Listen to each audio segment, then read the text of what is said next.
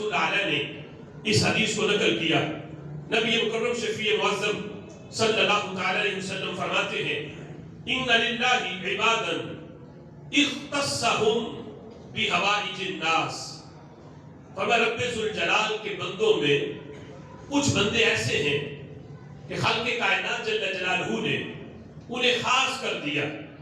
کس کام کے لیے؟ بحوائج الناس، سبحان اللہ، کہ وہ لوگوں کی مشکلیں حل کریں. اللہ نے ڈیوٹی لگائی.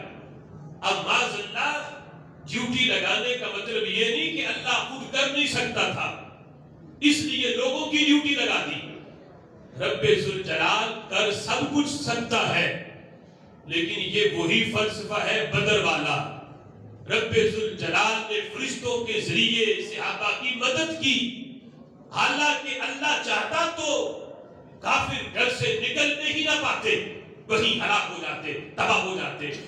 میدان بدر میں آئے، ہاتھ تلوار ہاتھ میں پکڑی تو ساکن ہو جاتے، ان کے جسم حرکت ہی نہ کرتے. یہ رب ذوالجلال کر سکتا تھا، لیکن اللہ نے یوں نہ کیا، فرشتے بھیجے. فرشتوں کو بھیج کے اللہ فرماتا ہے انی معکم، فرشتوں میں تمہارے ساتھ ہوں، سبحان اللہ، میں تمہارے ساتھ ہوں. اب تم نے کیا کرنا ہے؟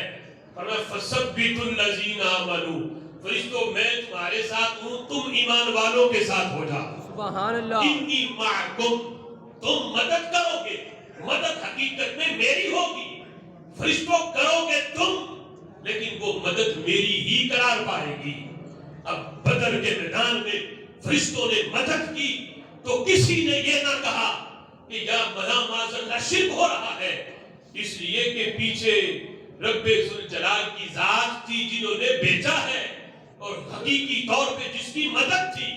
اللہ چاہتا تو بغیر فرشتوں کے بھی مدد آ سکتی تھی، لیکن اللہ بتانا چاہتا ہے میں مدد کروں، کر سکتا ہوں، فرشتوں کے ذریعے کروں تو یہ بھی میری ہی مدد ہے. اس لیے اپنے اولیاء کے ذریعے کروں تو اسے بھی غیر اللہ کی مدد نہ کہنا، یہ بھی حقیقت میں میری ہی مدد ہوتی ہے. سبحان اللہ، بے شک. یہاں یہی فلسفہ ہے. اختصہم، اللہ انہیں خاص کرتا ہے. کس کام کے لیے؟ بحوائج الناس، کہ تمہارے پاس جو بھی اپنی مشکل لے کے آئے، اے میرے بندو تمہاری یہ ڈیوٹی ہے، تم نے اس کی مشکل سننی ہے، اس کی پریشانی سننی ہے، اور سن کے تم نے اس کی مشکل کو حل بھی کرنا ہے. فرمایا اللہ نے ڈیوٹی لگا دی ہے. اب اگر کوئی کسی ولی کے پاس، کسی رب ذوالجلال کے نیک بندے کے پاس اپنی مشکل لے کے جائے تو یہ نہ سمجھو کہ معاذ اللہ وہ غیر اللہ کے پاس گیا ہے، وہ اللہ کے ولی کے پاس اللہ ہی کی مدد کے لیے گیا ہے. کہ اللہ کا ولی ہے، میں مانگوں گا گھر بیٹھ کے، ہو سکتا ہے میرے مانگنے میں اتنا ذوق نہ ہو اور میری جو ہے جستجو کے اندر اتنا وہ لحاظ نہ ہو. رب ذوالجلال کے ولی کے پاس جاؤں گا، اس سے جا کے اپنی مشکل پیش کروں گا. جب وہ اللہ کے دربار میں میری مشکل بیان کریں گے، اللہ ان کی زبان سے نکلے ہوئے الفاظ کو پورا فرما دے گا. سبحان اللہ. میرے آقا خود فرماتے ہیں اللہ کے بندوں میں میرے صحابہ کچھ ایسے ہیں، اگر اللہ پہ وہ قسم اٹھا لیں کہ یہ کام یوں ہوگا، لَأَبَرَّهُ، اللہ ان کی اس قسم کو پورا فرما دیتا ہے. سبحان اللہ. اگر وہ قسم اٹھا کے کہہ دے نا کہ اللہ کی قسم یوں ہی ہوگا، قسم اٹھا کے یوں کہہ دے، اور اللہ ان کی اس قسم کی اتنی لاج رکھتا ہے، جس طرح وہ کہہ دیتے ہیں اللہ ویسے ہی فرما بھی دیتا ہے. نبی مکرم شفیع معظم صلی اللہ علیہ وسلم نے اس انداز میں اس حقیقت کو بیان کیا کہ رب ذوالجلال کے ولی دنیا میں موجود ہوں پھر بھی تصرف کرتے ہیں، دنیا سے چلے جائیں اللہ پھر بھی انہیں تصرف کا اختیار دیتا ہے.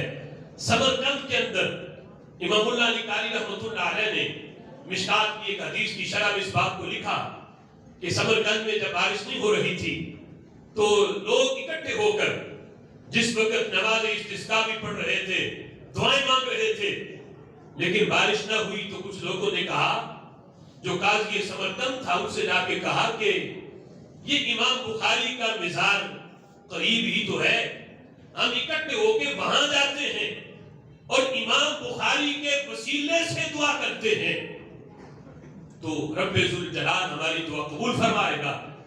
اب جس وقت قاضی سمرقند نے پورے لوگوں کو اکٹھا کر کے جس وقت امام بخاری کے مزار پہ پہنچے جو اس علاقے کے تھوڑا دور تھا، تو جہاں وہاں جا کے امام بخاری کے وسیلے سے دعا مانگی، ابھی دعا ختم نہیں ہوئی تھی کہ اللہ نے بارش نازل فرما دی۔ سبحان اللہ۔ مولا علی قاری رحمۃ اللہ علیہ نے لکھا کہ 7 دن تک مسلسل بارش ہوئی، اور اتنی بارش تھی کہ وہ لوگ جو آئے تھے مزار پہ سمرقند سے نکل کے دعا مانگنے، وہ 7 دن تک وہیں بیٹھے رہے، وہ واپس سمرقند نہ جا سکے۔